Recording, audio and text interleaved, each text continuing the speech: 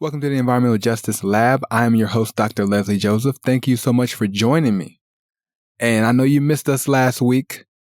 It was back to school time, so we had to get the kids ready for school, back to school shopping, schedules, books, everything was needed. And so I missed you all last week, but we are back. I am back with another episode of the Environmental Justice Lab. I'm so glad that you're with me. And for this episode, I want to talk about a very serious topic, a very important group of people who are forgotten. I'm calling them the forgotten environmental justice community. They're out of our view. We don't think about them. And if we actually do, we think about them in the most negative ways possible. And we think about them in such negative ways that we really don't care how they're treated or what happens to them where they are. So I want to talk about this group of people now and for the next few episodes because I think it is so important to bring their situation up to the front for us to evaluate, to look at, and to really think about how we're going to be treating these groups of people from here on out. And this group I'm referring to are prisoners, people who are incarcerated, locked away in prisons all across the country, all across the world.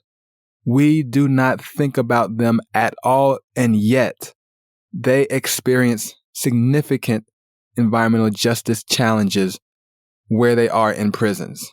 Now, before I even start, let me just be very clear. I'm not trying to talk about the criminal justice system and all of its flaws and all of its issues. There are people much more qualified to talk about that than me. I'm not trying to do that. I'm also not trying to talk about mass incarceration or the racial disparities that are associated with prisons and incarceration. Again, there are better people that can talk about those kind of issues. Those are real problems, and those are real concerns that need to be confronted and addressed when we talk about prison and prisoners. But this is the Environmental Justice Lab podcast, and so I'm talking about environmental justice. And in particular, I want you to know that this community of prisoners are a forgotten and neglected environmental justice community, right? We don't talk about their environmental issues, their living conditions, the water that they drink, the sewage system that they have to operate within. We don't talk about what they're eating. We don't talk about where they are living and how they're living, but we need to. It's really important because if we're going to fight for environmental justice, for true justice, it doesn't matter who you are, where you are, or how you got there. You should still be entitled to basic amenities, basic environmental protection, because you are a human being just like the rest of us. And so for the next few episodes, we're going to talk about that. We're going to talk about prisoners. We're going to talk about prisons. We're going to talk about environmental justice as it relates to that population because as far as I can tell, nobody's really thinking about their plight and considering what their lives are like as they're being incarcerated, as they are confined, and as they are presumably paying the cost for the crimes and action that they committed. Even then, they should still be treated as human beings. And so, before we even talk about the environmental justice issues that they're dealing with, we need to make sure that we shift our personal views of people who are locked away in prisons and jails all around the world. If we don't shift how we think about them and how we view them and how we understand them as human beings, we won't have any interest in ensuring that they have basic environmental protections, basic needs being met in a humane way. We won't even care about that. And so for this episode, I want to talk specifically about how we view prisoners and prisons and how we need to ensure that our view allows us to engage them in ways that would still treat them as humans and continue to serve them, even them, in prisons as they live And as they continue to try to improve themselves, right? That's what prisons are. They're meant to correct and rehabilitate. That's the point, which means that we believe that we can work with individuals in prison in such a way that when they're released, they can be positive members of society. And so if we're going to think about them in those terms, then we can start thinking about how we can serve them and ensure that they are protected from all of these environmental justice issues that we continue to talk about on the podcast. So that's what we're doing today. Please stay tuned. This is the Environmental Justice Lab.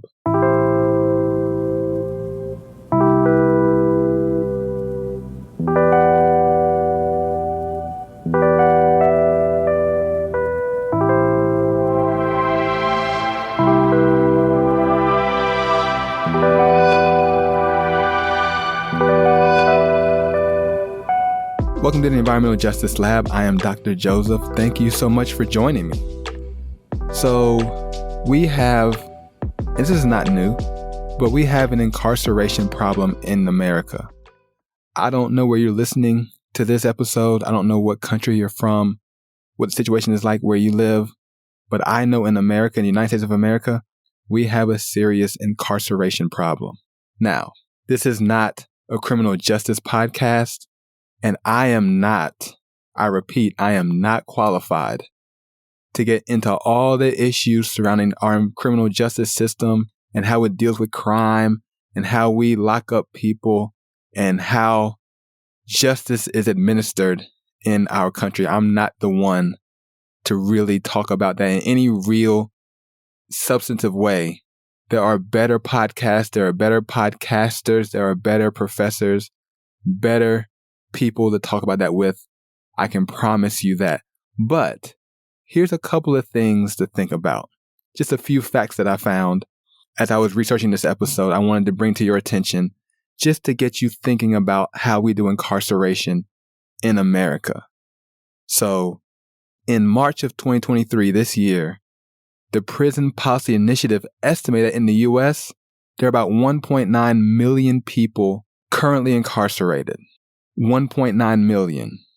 There's about 1.1 in state prisons, about 500,000 in local jails, about 200,000 in federal prisons, 36,000 in youth facilities, 34,000 in immigration detention camps, 2,000 in Indian country jails, and 1,000 in military prisons. If you look at the data, in 2018, the United States had the highest incarceration rate in the world. And now 2023, it's down to 6th in the world, but it's still really high when you consider all of the countries in the world. Just think about that. All the countries in the world, we're number 6, right? So here's the listing. Number 1 is El Salvador. 2 is Rwanda. 3 is Turkmenistan. 4 is America Samoa. 5 is Cuba. We're 6. We're ahead of Panama. We're ahead of Brazil. We're ahead of Turkey. We're ahead of Russia. We're ahead of so many other countries that you might associate with higher incarceration. And yet we're in the top 10. And we've been in the top 10 for a long time as it relates to incarcerating individuals in our country. And along with that, the U.S., we as taxpayers spend about $80 billion on prisons every year. That's every single year, $80 billion straight to prisons.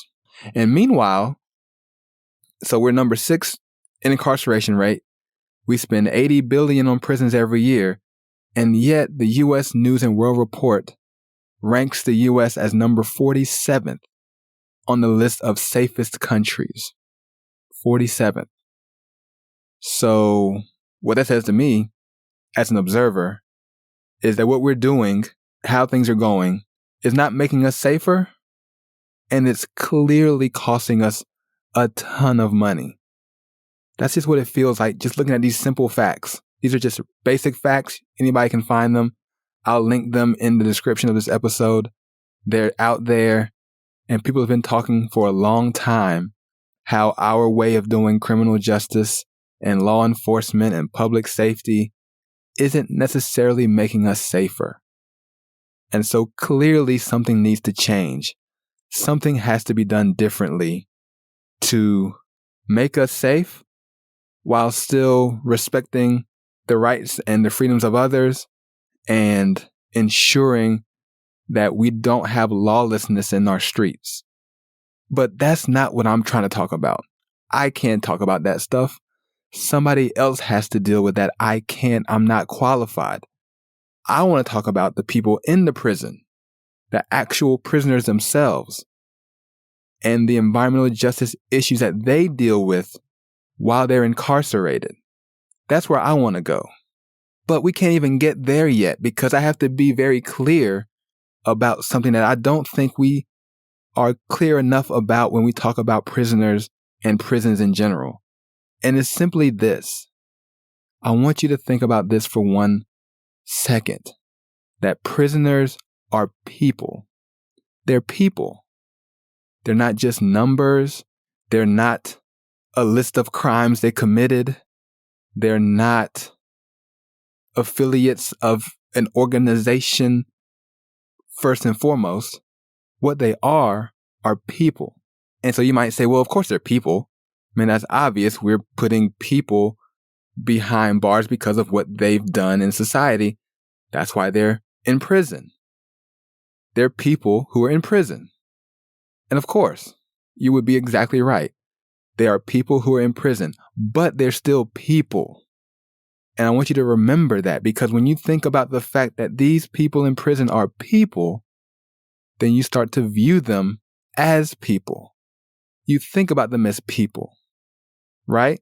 They're people. So these people who are in prison, they have parents, right? A mom and a dad. I don't know what their relationship would be with them, but they have parents. They may have siblings, brothers. They might have sisters. They probably have extended family, right? They have cousins. They have aunts. They have uncles, and they were members of their communities, wherever they're from. They are a part of a community because they're people. They are people. And because they're people, they probably had hopes. They probably have dreams, aspirations. I can promise you that those people in prison didn't dream and hope and wish to be in prison. I promise you they wanted to be something other than a person in prison.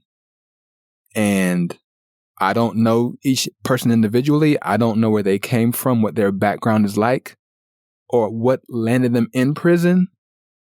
But because they're people, we know that they had other desires, other dreams than being in prison.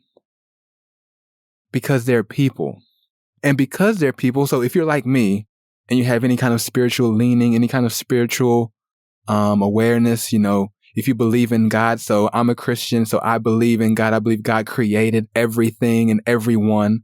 And so if you believe something like that, then you have to believe that these people in prison were created by God for a purpose. They were created for a reason. And they were created with gifts, and they have skills, and they have talent. They have abilities. They're very useful, and they're helpful, and they can be deployed in ways that could benefit society because God created them that way. Because he had a purpose when he created every single one of us. If you believe that kind of thing, I do. And whatever you might believe in, I imagine that your belief system has room for putting people in a very particular place in society, right? They were created to contribute and to add value because they're people. Now, you can argue and you can discuss the fact that they're in prison as somehow forfeiting that right. But I would argue that because they're people, there's always an opportunity to have them re-engage and to deploy those gifts and those talents in positive, meaningful ways because they're people. I'm going to keep saying it. Prisoners are people. This is how we should think about prisoners. This is how you would think about them if you viewed them as people, right? And so when we think about them as people, then how do you treat people? How do you deal with people? Well, hopefully you deal with people with respect, right? With dignity. They have a certain worth and value because they're people. You have some measure of care and concern, like you actually are concerned about them as people. That could be a reason why we think we should put them in a prison, to keep them away from other people and to give them a chance to get better and to address their issues before you allow them back into society. Maybe that's a reason why we have prisons, correctional facilities, rehabilitation facilities, because we want people who are not quite what they should be, who are committing crimes or being detrimental in their activity, to be removed because we care enough about them to help them get to a place where they can actually be contributing positively to society. Maybe that's the reason. But in any case, because they're people, we care, we have concern, we have all of these things that we think about. We think about people, right? People have basic human rights, very basic, right? They should be able to drink water that's clean. This is what gets to our environmental justice discussion. We have to think about them as people first before we can talk about those kind of things, right? What kind of air are you breathing? What happens when you get sick? Do you get medical attention? What kind of food are you eating? Are you eating food that humans eat? Or are you eating food that animals and other life forms that are lower than humans would eat? Basic things. How would you treat a person? Right? You wouldn't disrespect or belittle another person just because you can. I hope you wouldn't. I hope you wouldn't treat people with contempt and just complete disregard because you can. I hope you wouldn't do that. I hope you would care about how they're doing, how they're feeling, how things are going for them. We want to treat people humanely because they're people. And I'm going to keep saying it in this episode that prisoners are people. That's what they are ultimately. I wouldn't want to define a prisoner by a crime they committed. They are people. They're in prison for their actions. They're probably in prison for their motivations and for their attempts to do harm, but they're still people. And I get it. I know the pushback. I know the response that you would get from regular people. I understand it. These people are criminals. They can't be treated the same way as you would treat a law-abiding citizen. We didn't commit those crimes. We didn't do those bad things. So how are you equating us in how people get treated? You treat them worse because they've done worse. You treat us better because we've done better. We've actually contributed and done what we're supposed to do. They did not. So you can't treat us and them the same way. We're not prisoners. We're not criminals. We follow the law and we contribute in meaningful ways to society. And you're right. You shouldn't be treated the same. But newsflash, you're not treated the same. Because the rest of us who obey the laws, who do what we're supposed to be doing, who contribute, we're out here, we're moving around freely. We get to go and come as we please. We do whatever we want to do within the realms of the law, and there's no problem. We're not confined to one space. We're not told when to wake up, when to go to sleep, when to eat, when to go to the bathroom, when to play outside, when to go inside, when to sit down, when to be quiet. In other words, we're not in prison. Those other people who committed crimes are in prison. They're in prison for what they did. We are not in prison because we didn't do the things that would land us there. So surely you can see the difference. And because of that, we can still be respectful and treat prisoners with dignity because they're people.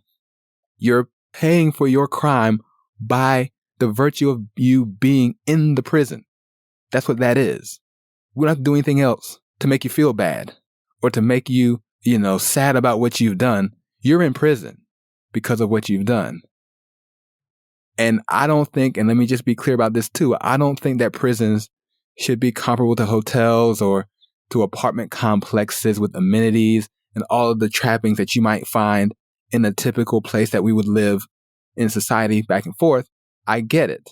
But this standard of living should still at least be humane. It should be fit for a human to live in. I know you remember those pictures a few years back, maybe even now, with children of immigrants who were coming across the border illegally, being detained in literal cages with the little swinging door. They were inside of a cage by the Immigration and Customs Enforcement Division of the Department of Homeland Security in the United States. We did that. We put those children in those cages. It's inhumane.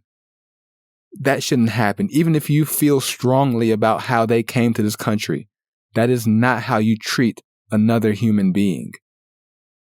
Right? We saw during COVID, all the stories came out about how unsanitary the conditions were in so many prisons around the U.S. and around the world. The pictures started coming out. Rats and roaches, the nasty food they were eating. They couldn't get medical care and medical attention. Nothing was available to them as they were in prison, and they were dying by the thousands because there was nothing available to them, because it was so unsanitary and unhygienic that humans couldn't live there. That is not how we treat people, no matter what they've done or no matter who they are. Right? We know that access to basic necessities like medical care and mental health services, basic hygiene, hand washing, showers, all these things are lacking in our prisons and in our jails. That is not the way we should treat other people, other humans. But more importantly, these places weren't originally called jails or prisons. Nobody says you're being sent to jail or prison. What they'll say is you're being sent to a correctional facility, to a rehabilitation center, or simply a detention center. Because the idea was that people would come out of those places better than when they went in. They would have issues. They could be mental health issues. They could be economic issues. It could just be different types of personality concerns that would be confronted and addressed inside these facilities. And then after a certain amount of time determined by a judge, and after evaluations by professionals, they would be released with the understanding that they would be ready to go out and be productive members of society. That is what the idea was behind this whole incarceration thing. That's what's supposed to happen. But guess what? It doesn't happen. It hasn't happened. And I would argue it hasn't happened because prisoners are not viewed and treated as people.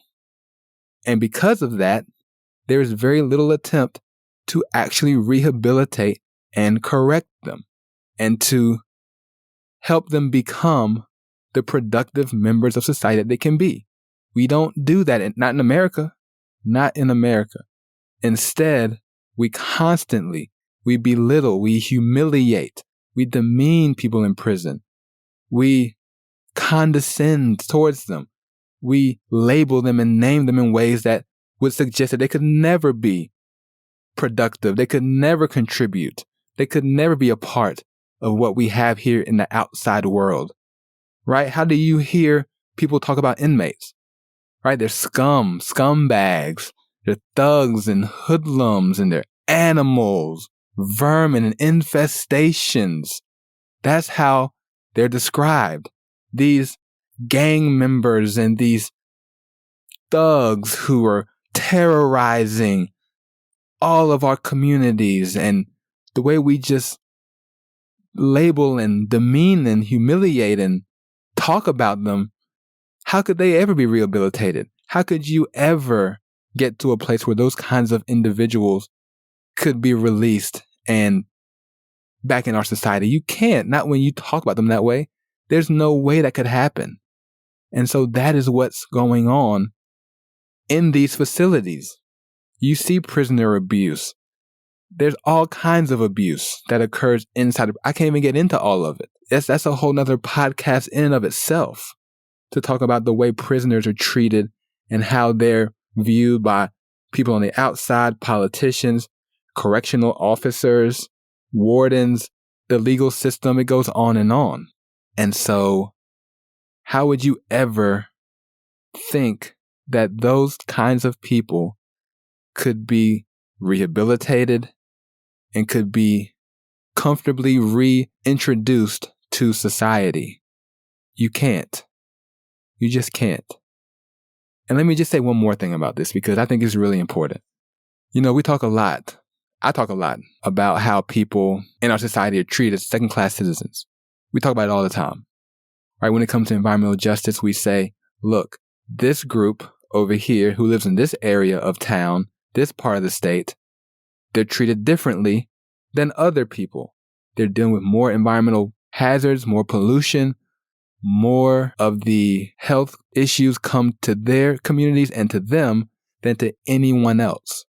And we would say, and I think we're correct in saying, that they're being treated as second-class citizens, right? African Americans who live in Cancer Alley, they're second-class citizens because of how they have to live. You know, we talk about Native American populations, indigenous communities around the world, and how they're viewed and treated. We would say they're treated as second-class citizens. It's true. I wouldn't debate it at all. I think it's absolutely the case, right? We talk about the disparities that suggested, the health disparities, disparities in employment, disparities in education, disparities in wealth and income. And usually these disparities are along the lines of race, along ethnicity.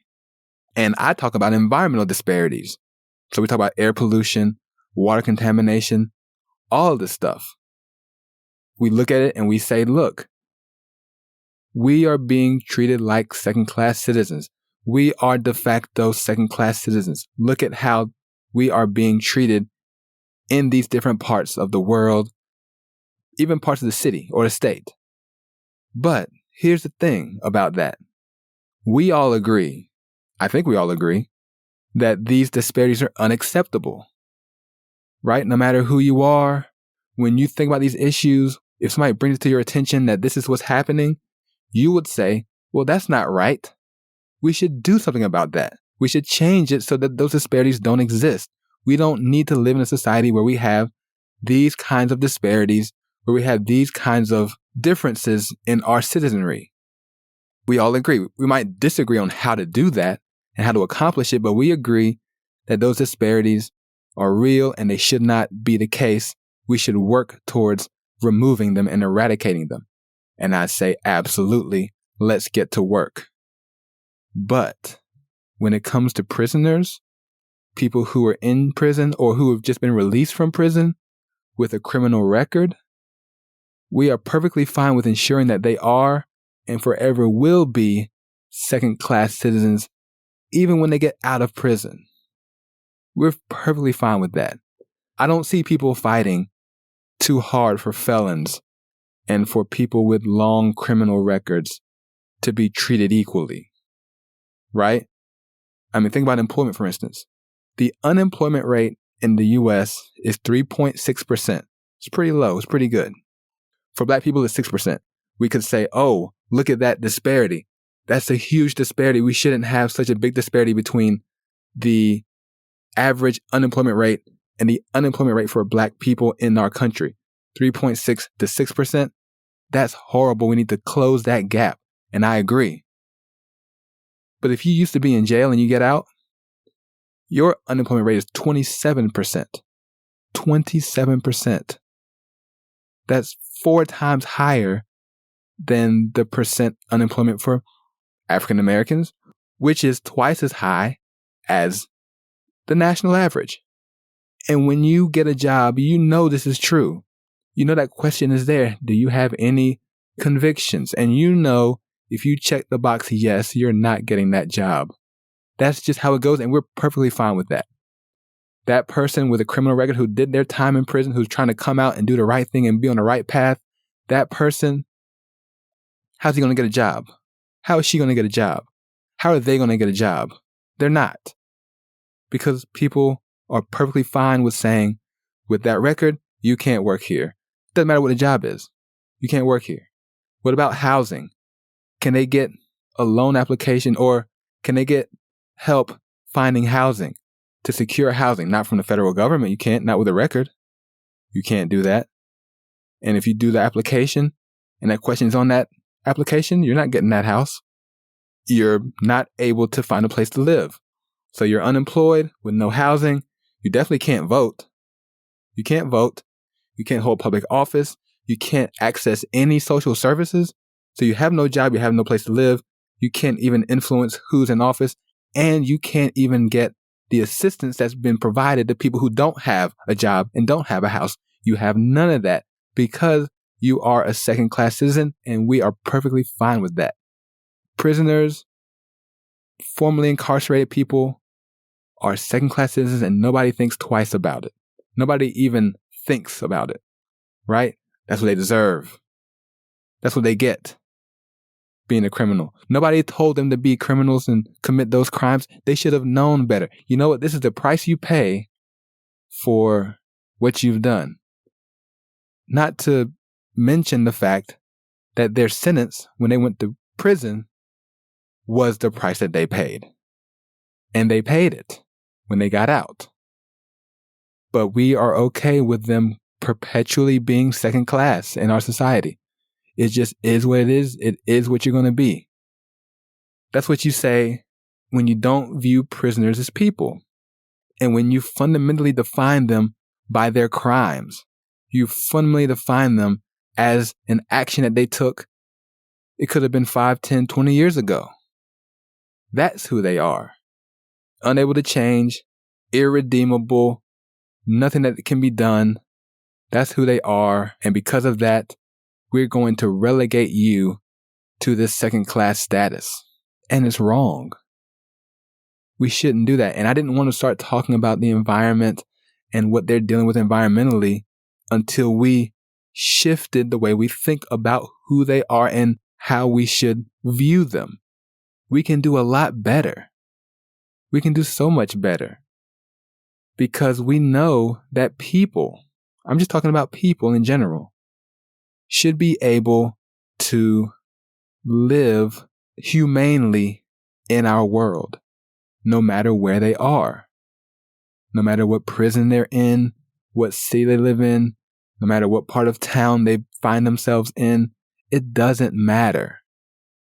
They should all be treated humanely. And so for the next few episodes, we're going to talk about the environmental justice issues that prisoners face. We're going to talk about it. I want you to think about them as people as we talk about it, right? We're going to talk about how they've been forgotten as a community and how they deserve environmental protection, just like the rest of us, no matter where they are. We're going to talk about what they're drinking, what they're eating, where their prisons are located. We're going to talk about those kind of things. But I didn't want to get into it until we understood that they are human beings with dignity, with worth, and respect.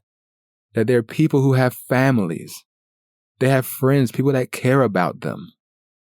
They're people who should be treated with care and concern, not contempt and consternation. We should think about people in prison that way. And that's where we have to start. That's where we begin. We think about them in this way, and then we can start talking about the issues. And then we can start talking about what they're dealing with and how it's unjust and how it's unfair and how it's... See, even when I use the word fair, what's fair for a prisoner? What's fair for someone who's committed a crime? I'll tell you what's fair. Not dying from the water you drink is fair. Being able to get treatment when you're sick, that's fair. That's what should happen. No matter who you are, you should have access to that kind of care. If you have a mental health condition that may have landed you in prison, you should be able to be treated for it and receive counseling and care. Not just being locked away in solitary confinement because you are deemed too dangerous. There has to be a way to treat people in prison as humans. Because I believe that people in prison are one of the forgotten environmental justice communities in our world today. We don't think about them. We're not concerned about what they're facing.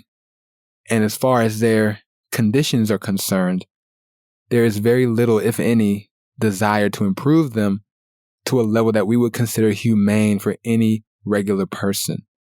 And that's where we're going to start as we engage this forgotten environmental justice community, prisoners. I hope you stay with us. I hope you begin to shift your view of prisoners as we engage these issues and talk about what their lives are like and what we can do to allow them to live more humanely as they serve their time for actions that they've done, been convicted of, and have been put in prison for. And that even includes the worst of the worst people in our society. They still deserve this protection as well. There's a spectrum of people who are wrongly imprisoned, who are getting unjust sentences because of who they are, where they're from, all the way to the people who absolutely deserve to be there because of what they've done, who have committed heinous crimes that we cannot even imagine. They're still humans too. And they should be treated as such. And that's our episode. Thank you so much for listening to the Environmental Justice Lab podcast, where we are for the people and for the planet. See you next time.